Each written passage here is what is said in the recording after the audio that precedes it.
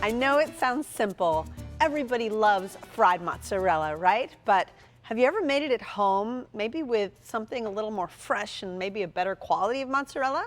Neither have I. So I thought we could do this all together. So why don't we jump in, okay, right away.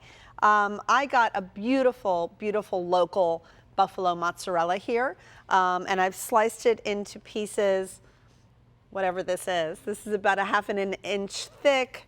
It's about 2 inches long. So the first thing you have to do is dust it in all-purpose flour. After that, dip it into an egg wash. And this is Italian breadcrumb. You can make it, you can buy it. But what we've done is we've added about 1/3 of it is grated, freshly grated Parmesan cheese. I'm going to go right into the oil. Let's check to make sure the oil is hot, and it is.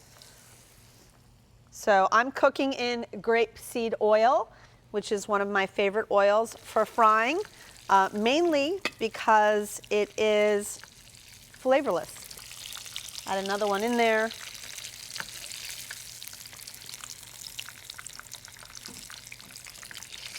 Pretty good. I'm going to add one more in there just to make sure I have enough to nibble on. There we go. Beautiful.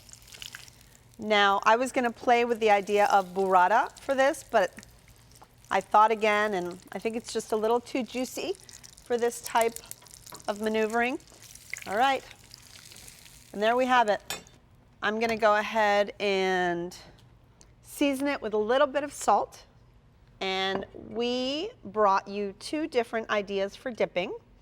One is obviously the classic tomato sauce, but number 2 is a little bit more with my child in mind, who is a big fan of the ranch dressing. Try these beautiful mozzarella sticks at home. You might have a winner on your hands.